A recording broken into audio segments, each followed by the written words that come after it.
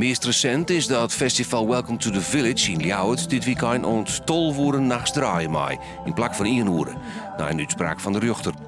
Er werd bekend dat het festival Garden of Dance in Snits net teruggaat naar klachten van omwoners. Afgelopen 8 jaar ongeveer is een jaarlijkse groei van 10% van de festivals geweest.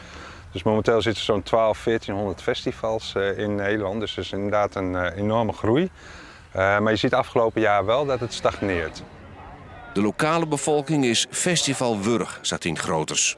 Er zijn meer klachten over festivals, geluidsoverlast, parkeerproblemen, criminaliteit, dronken mensen in de stad.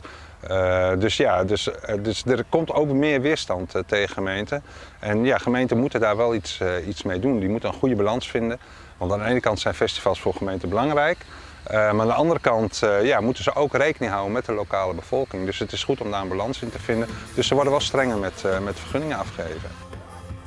Nevens Groters maar de festivals volle meer omdenken aan de lokale bevolking. Welcome to the Village maakt het hier al werk van.